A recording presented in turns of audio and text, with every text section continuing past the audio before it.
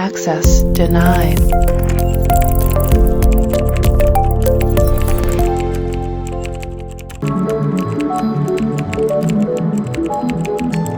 Access granted. नमस्कार मित्रांनो, प्रॉस्परटेक YouTube चॅनलमध्ये मी हर्षल आपलं स्वागत करतो. मित्रांनो, मागच्या व्हिडिओमध्ये आपण ॲरे आणि त्याच्या मेथड्स बद्दल माहिती घेतली होती. जर तुम्ही ते व्हिडिओ बघितले नसतील तर तुम्ही आय बटनावर क्लिक करून तो व्हिडिओ बघू शकता. तसंच डिस्क्रिप्शनमध्ये मी त्याची लिंक दिलेली आहे, तिथे तुम्हाला ते सर्व व्हिडिओ मिळून जातील. मित्रांनो, आपण आतापर्यंत ॲरे पर्यंत सगळे स्ट्रक्चर बघितलं. आता आपल्याला फंक्शन बद्दल माहिती घ्यायची. आता फंक्शन काय असतो? तर फंक्शन एक ब्लॉक असतो. त्याला आपण काहीतरी नेम असाइन करू शकतो. त्याला आपण फंक्शन असं म्हणू शकतो.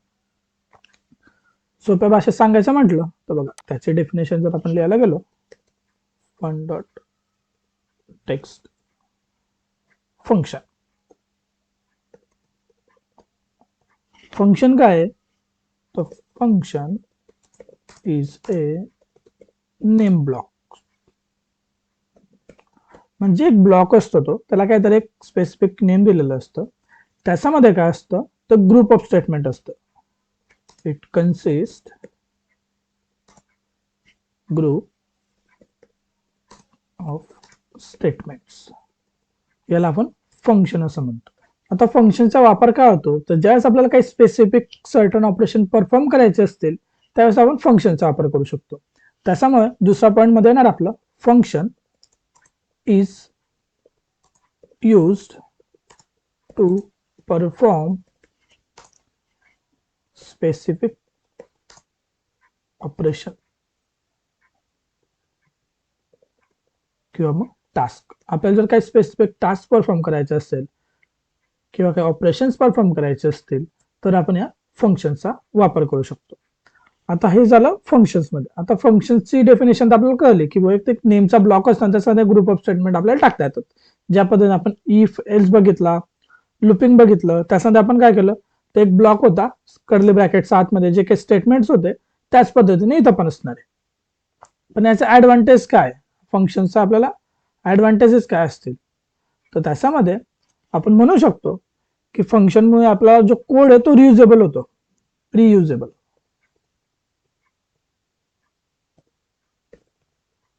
रियुजेबल होतो म्हणजे आपण मल्टिपल टाइम तो कोड ऍक्सेस करू शकतो. तो कोड आपण जेव्हा हवा असेल तर आपल्याला यूज करता येतो. आता रियुजेबल म्हणजे काय? Reusable means they allow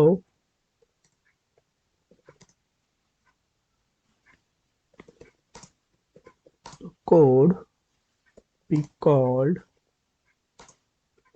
many times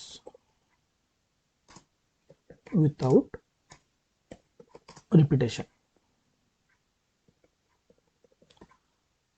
परत परत तो कोड न लिहिता आपण तो कोड कॉल करू शकतो. त्याच्यामुळे आपल्याला तो कोड आपल्याला हवा तेवढ्या वेळेस यूज करता येतो. दुसरा फायदा कायचा? दुसरा ऍडव्हान्टेज काय येणार आपल्याला? तर रिड्यूस लेंथ ऑफ कोड. जी कोडची लेंथ आहे ती आपण याचा वापर करून कमी करू शकतो, रिड्यूस करू शकतो. त्याच्यानंतर इझी टू मेंटेनन्स.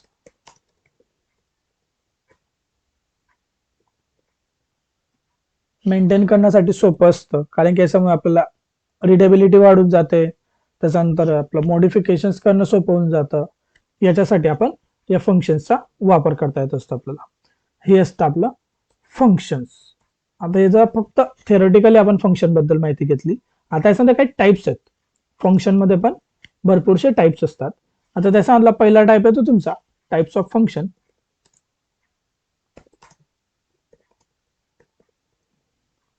पहिला टाइप आहे आपला तो म्हणजे name function. Name function. Second type येतो तुमचा म्हणजे एक्सप्रेशनल फंक्शन्स. त्याच्यानंतर थर्ड टाइप येतो आपला एरो फंक्शन. या पद्धतीने फंक्शन्स टाइप्स असतात. आणखी एक दोन असे सगळे फंक्शन्सचे टाइप्स आपण डिफाईन करू शकतो. हे असतात आपल्या फंक्शन्सचे टाईप. आता फंक्शन्समध्ये आपण ते पूर्ण थेरॉटिकली बघतोय, पण तुम्हाला असं वाटत असेल की आपण हे फंक्शन आधी कधी यूज केलेत का? तर हो, केलेत. आतापर्यंत आपण फंक्शन कसे यूज केले? तर आपण प्रीडिफाईन्ड फंक्शन यूज केले. आता प्रीडिफाईन्ड फंक्शन म्हणजे कुठले कुठले फंक्शन असेल? अलर्ट झाला, तुमचा लॉग झाला, कन्फर्म, प्रॉम्प्ट, ॲरे मधले आपण काही मेथड्स बघितल्या, त्याच्यामध्ये आपण फंक्शन्स यूज केले. आपण जे काही आतापर्यंत केले ते सगळे प्रीडिफाईन्ड फंक्शन यूज केले. आता आपल्याला युजर डिफाईन्ड फंक्शन यूज करायचे, त्यासाठी आपण नेम फंक्शन्स वगैरेचा वापर करू शकतो. आता नेम फंक्शन म्हणजे आता फंक्शन जो आहे तो फंक्शन डिफाईन कसा केला जातो बघा. How to define function. आता फंक्शन डिफाईन कसा केला जातो, तर त्याच्यासाठी आपल्याला एक कीवर्ड लागतो. By using function keyword.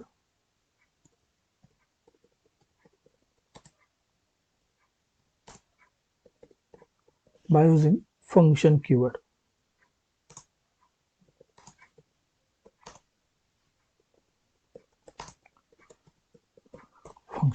Function define करण्यासाठी आपल्याला फंक्शन कीवर्डचा वापर करावा लागतो.